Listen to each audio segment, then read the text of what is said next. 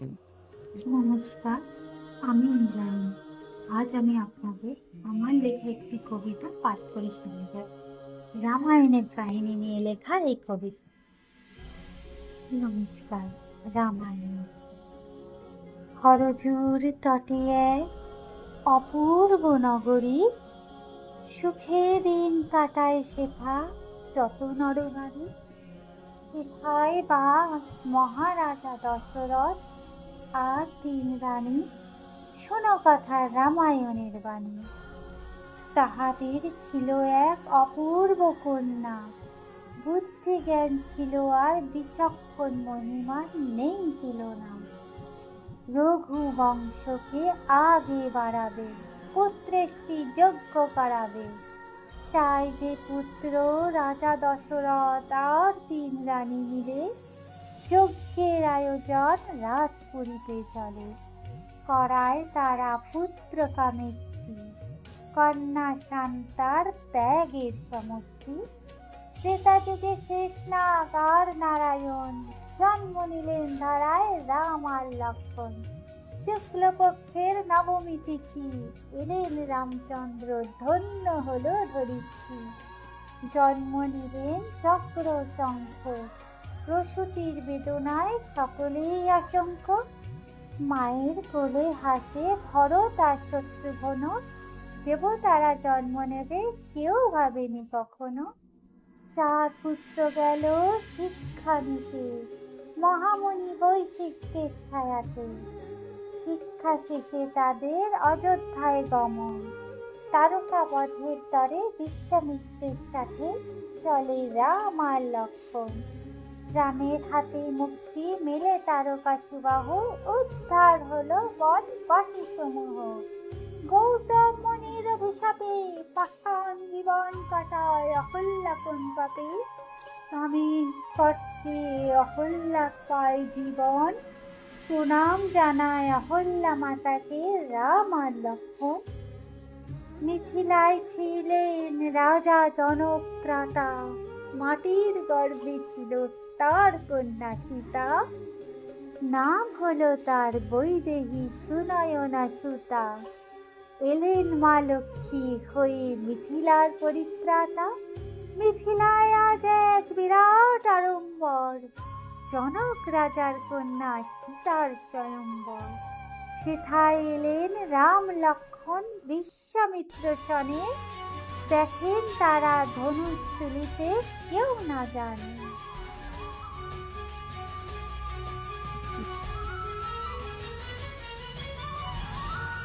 হরধনু ভঙ্গ করেন রাম, ক্রোধের বশে এলেন পরশুরাম। প্রসন্ন হলেন তিনি রামের ব্যবহারে, দিলেন আশীর্বাদ রাম সীতা সমাহারে। সীতা উর্মিলা মান্ডবী সুত কীর্তি, ছেড়ে যায় তাদের সকল স্মৃতি। চলেন তারা অযোধ্যায় ছেড়ে জনকপুরী, অশ্রু ভাষায় তাদের যত সহচরী। লক্ষ্মীর অবতার মাতা সীতা, বরণ করেন তাদের কৌশল্যা কৈকেয়ী আর সুমিত্রা। অযোধ্যায় তাদের সুখে কাটে জীবন, প্রেমের প্রতি সকলেই সমর্পণ। রামের রাজতিলক দশরথ ভাবে, ব্যক্তিত্ব পুরুষোত্তম রাম নিজ স্বভাবে। কৈকেয়ীর দাসী ছিলেন মন্থরা, কেউ হবে না রাজা ভরত ছাড়া। কৈকেয়ীর মনে বিষ মন্থরা সাজায়, দশরথের কাছে কৈকেয়ী 2টি বর চায়। ভরত বসবে রাজ সিংহাসনে, রাম কাটাবে জীবন বনে বনে। রামের সাথে চলে লক্ষ্মণ সীতা, অশ্রু ভাষায় কৌশল্যা সুমিত্রা। পুত্র বিয়োগ দশরথ সইতে না পেরে, বিদায় দিলেন ধরাধাম ছেড়ে। বনে বনে ঘুরে সীতারাম লক্ষ্মণ, সুকৈশোর্য ছেড়ে কাটায় জীবন। বনবাস কালে লক্ষ্মণের নিদ্রা উর্মিলা পায়, 14 বৎসর লক্ষ্মণ জেগে কাটায়। বনেতে রাম বহু রাক্ষস মারে, বনবাসীদের জীবন উদ্ধার করে। পরিচিত হলো রাম জটায়ু সম্পাতি, সম্মুখে দাঁড়ায় তারা করিয়া প্রণতি। শূর্পণখা দেখে রাম আর লক্ষ্মণ, মনে মনে চায় প্রতিরূপে করিবে বরণ। শূর্পণখা তার প্রস্তাব করে বর্ণন, কিছুতেই রাম লক্ষ্মণের শোনে না বারণ। শূর্পণখার নাক লক্ষ্মণ কাটে, অবুদ্ধে রাবণ ক্রোধে ফাটে। ক্রোধে অন্ধ দুষ্ট রাবণ, যেভাবেই হোক করিব সীতা হরণ। সোনার হরিণ রূপ মারিচ ধরে, রাম লক্ষ্মণ সীতাকে বাঁচাতে না পারে। ছলনা করে পাপী রাবণ, লক্ষ্মণ দেখার পারে রাখে সীতা চরণ। পুষ্পক রথে এলেন সীতা লঙ্কা, লঙ্কাপুরীতে বাজল মৃত্যুর ডঙ্কা। ভয়ে কাঁপে সতী মন্দোদরী, নিজ স্বামীকে কিছুতেই বোঝাতে না পারি। পথে মধ্যে দেখেন রাম লক্ষ্মণ, ছিন্ন ভিন্ন পড়ে জটায়ু। শোনো প্রভু কথা, অধিক নেই মোর আয়ু। লঙ্কার রাজা দুষ্ট রাবণ, করিলেন দেবী সীতাকে হরণ। জীবন কাটায় সীতা অশোক বনেতে, লক্ষ্মীরূপী সীতাকে রাবণ না পারে চিনিতে। রাম লক্ষ্মণ এলেন কিষ্কিন্ধায়, হনুমান তাদের প্রণাম জানায়। রাম সেথায় বালিকে মারে, কিষ্কিন্ধার রাজা সুগ্রীবকে করে। এলেন বানর সেনা সমুদ্র পারে, কেমনে পার হবে বুঝিতে না পারে। আকাশ পথে হনুমান এলেন লঙ্কায়, প্রভুর কুশলতা সীতাকে জানায়। রামের মুদ্রিকা সীতা দেখে, অশ্রু না পারে ধরে রাখতে চোখে।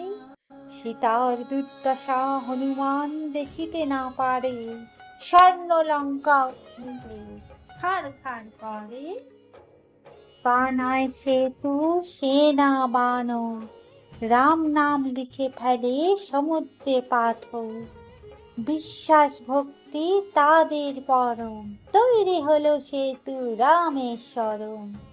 চলেন রাম লক্ষ্মণ নিয়ে বানর সেনা, ভীষণ যুদ্ধ হবে নেই কারো কল্পনা। সাহায্যের হাত নিয়ে এলেন বিভীষণ, প্রণাম জানায় ছুঁয়ে রামের চরণ। বন্দিনী সীতা শোক বাটিকায়, ত্রিজটা আছে শুধু মাতার রক্ষায়। দুই পক্ষ শুরু হলো ভীষণ যুদ্ধ, ভীত লঙ্কাবাসী সকলেই বা ক্রুদ্ধ। দুই পক্ষ অস্ত্র ছড়ে বারবার, হনুমানের হাতে মৃত রাবণ পুত্র অক্ষয় কুমার। ইন্দ্রজিতের বাণে লক্ষ্মণ মূর্ছায়, সঞ্জীবনী স্পর্শে হনুমান বাঁচায়।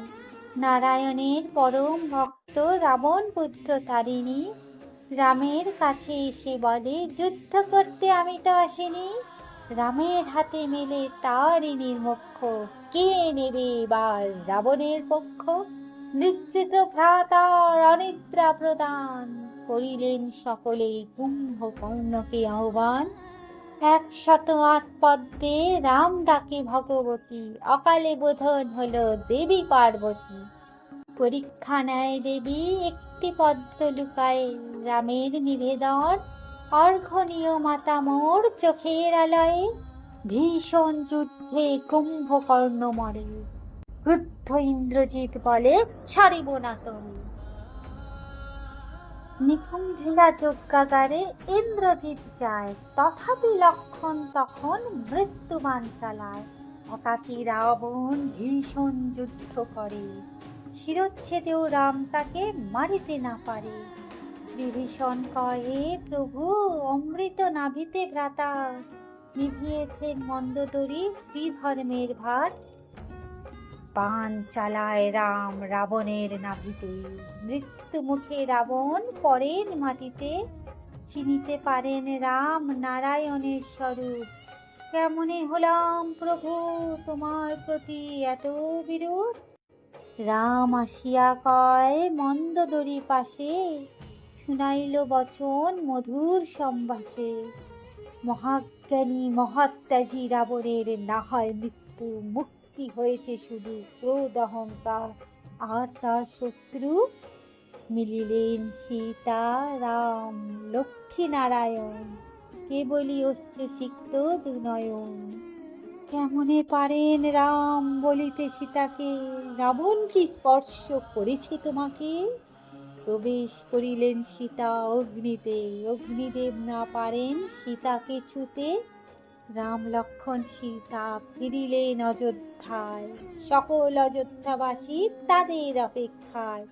রাম হলেন রাজা সীতা মহারানী, শুরু হলো রাম রাজত্ব সকলেই জানে। হঠাৎ এলো এক ভীষণ সময়, সীতাহীন রাম একা কেমনে রয়।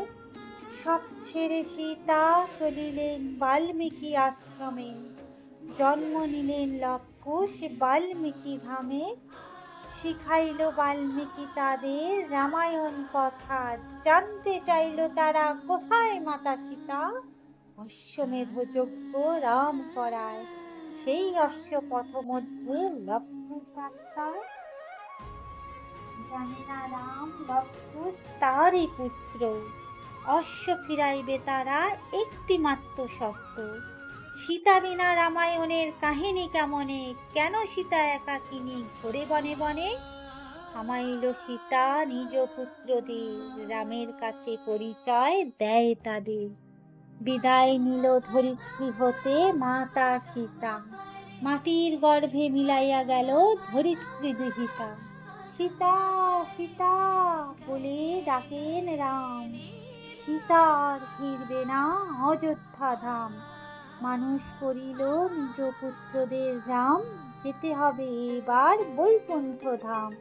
সময় হয়েছে এবার নেবার বিদায়, রামের সিদ্ধান্ত সকলকে কাঁদায়।